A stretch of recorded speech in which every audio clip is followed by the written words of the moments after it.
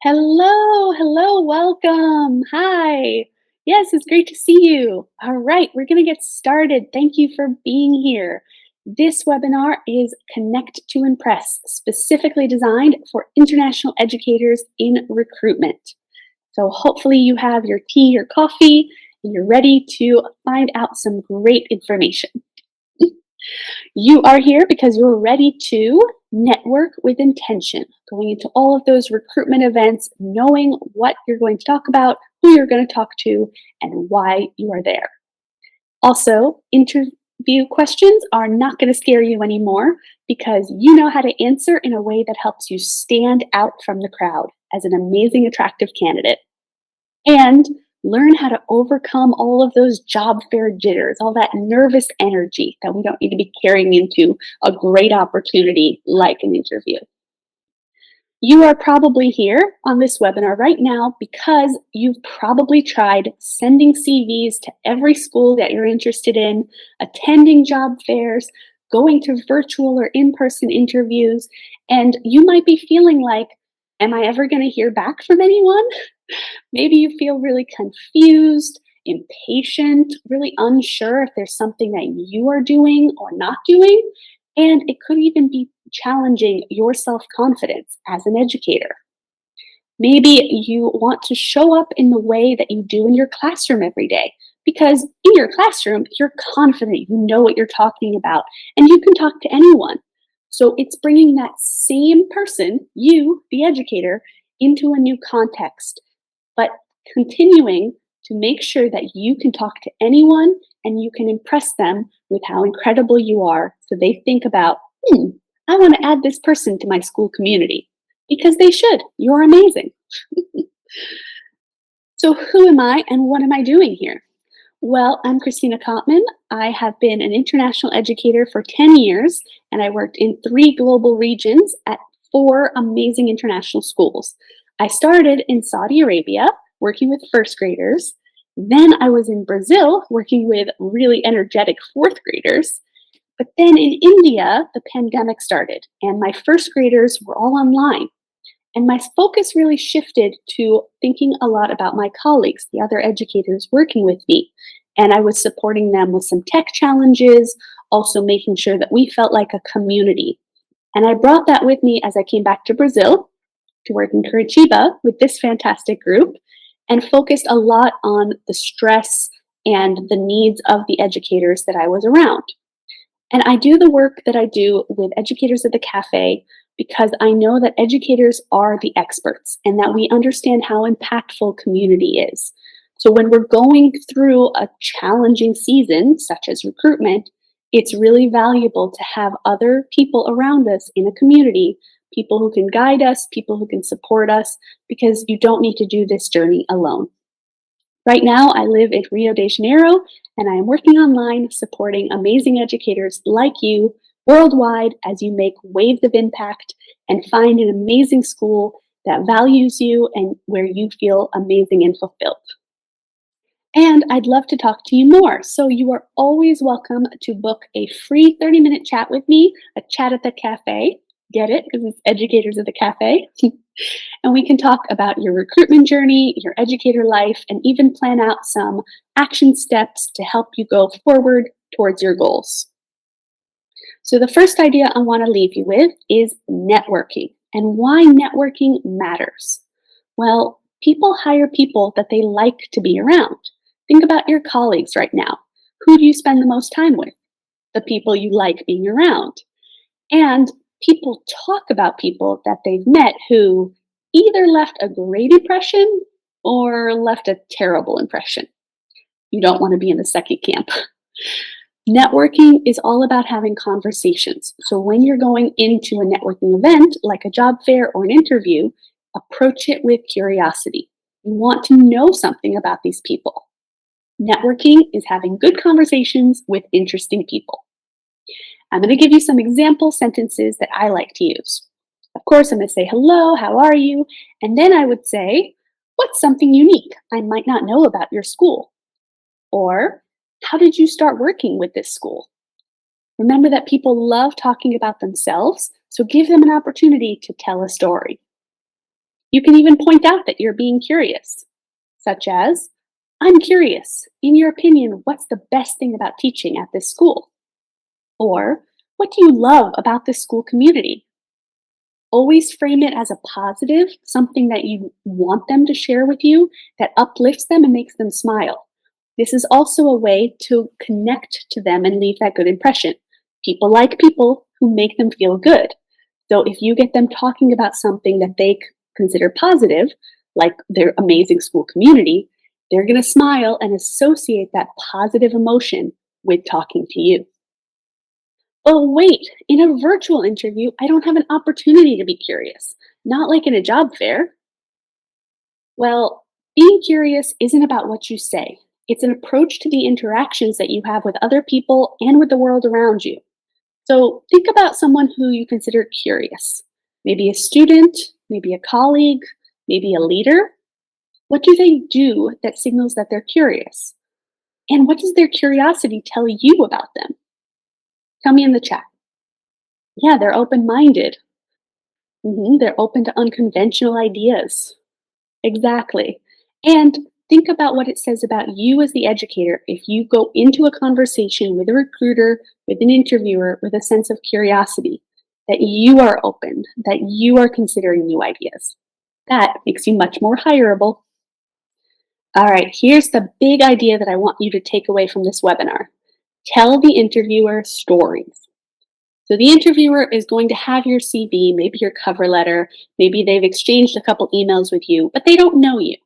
What they want to know is that you are able to do the job because people hire people that they trust to do things well. And stories show what you have actually done in the past in a similar situation. You're not going to always have the same tech skill or tech tool or the same program, but if you can talk about how you had a new thing in front of you as an educator and how you approached it, that will signal to the interviewer, this person is determined and curious and able to go at a new problem from different angles. Interviewing is about telling stories that signal your attractive characteristics. Now, what do I mean by that? Well, you see how I've been mentioning determined and persistent? Those are some characteristics that I want the interviewer to know about me. So I put those into the stories that I tell. I'm not going to say that I was determined, but I'm going to tell a story that shows my determination.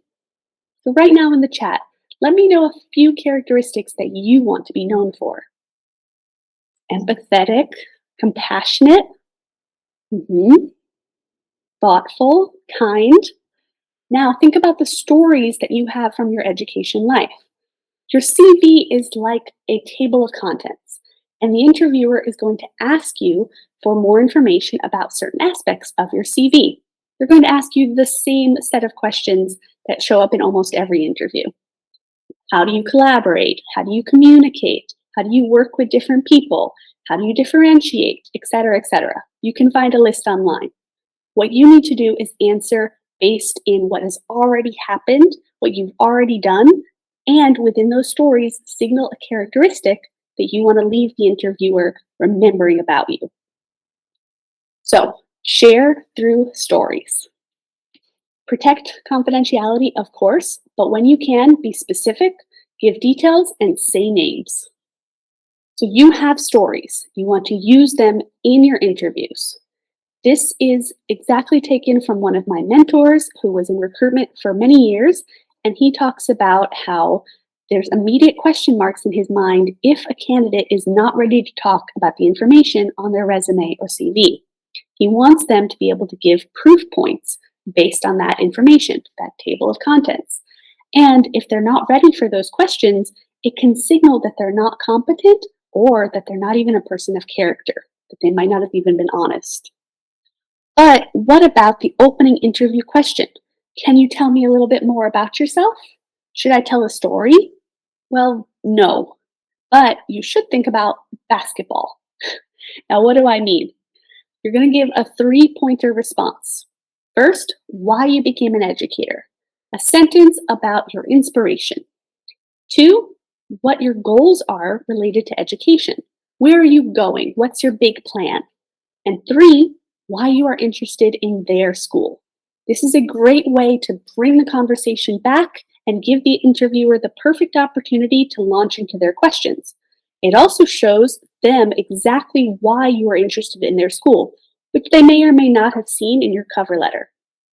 For example, if I really want to go into this school because of their community focus, I might say, and one reason I'm here talking to you today is because your school has this strong focus on community and you're integrating technology into elementary classrooms, which I think is very important in modern education.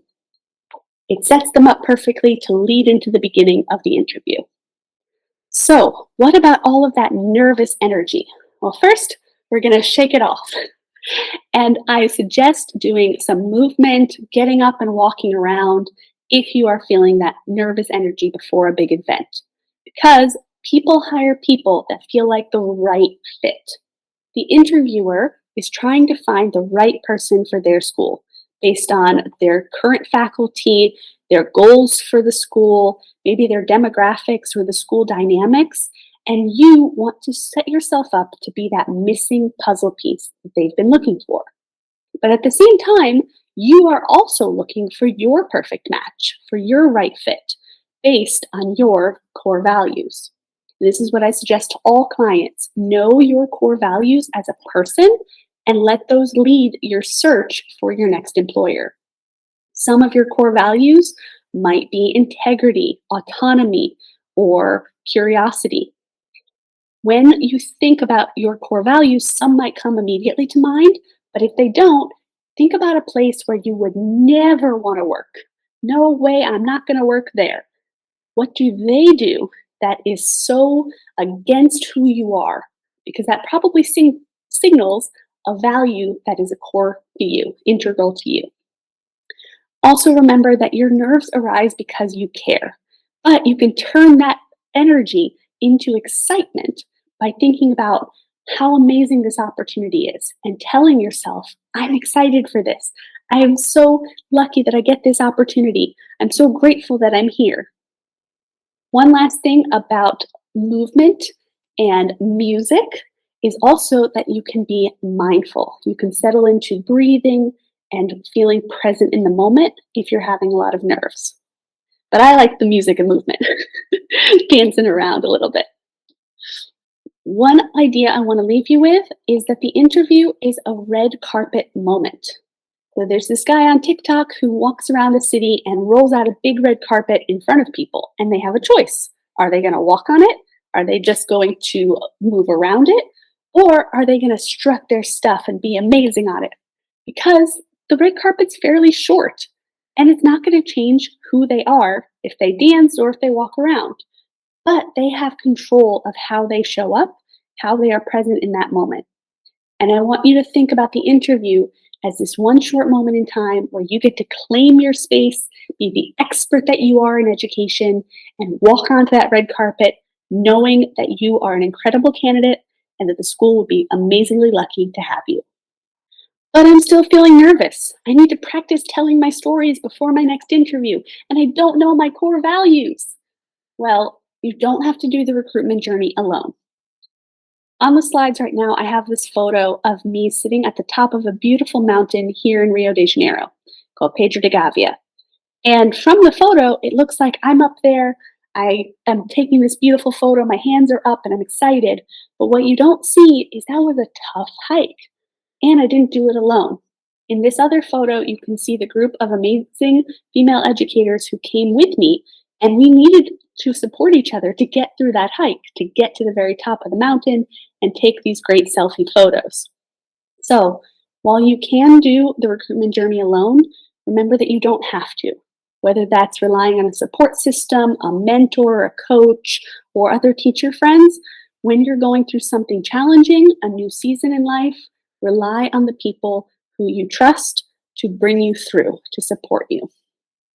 And just to remind you, if you're in the process of finding your next international school, you are more than welcome to schedule your free 30 minutes chat at the cafe with me, and we can talk about your recruitment journey, your education life, and anything that's on your mind related to teaching, educating, and being supportive of other educators. So Go to the Calendly link that's right there, and I would love to talk to you. So today we discussed how to get ready for interviews and go into the recruitment events with a focus on connecting to the recruiter, having a conversation with another interesting human, rather than going in with the focus of getting hired for a job. You are meeting interesting people, which is networking with intention. You're going to approach every conversation with curiosity.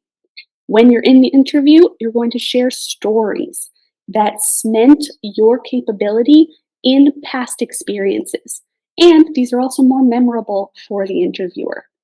Finally, you're going to move through the recruitment process with clarity because you know your core values, you know that you are looking for a best match for you, and you're thinking about being the missing puzzle piece that the school has been looking for. And that's all I have for you today. Let me see if there's any questions in the chat. All right. Oh, thank you. Saying thank you. Thank you so much for being here. I appreciate your attention, and I wish you amazingly good luck, boa sorte, as we say in Portuguese, with all of your recruitment events that are coming up. Thank you.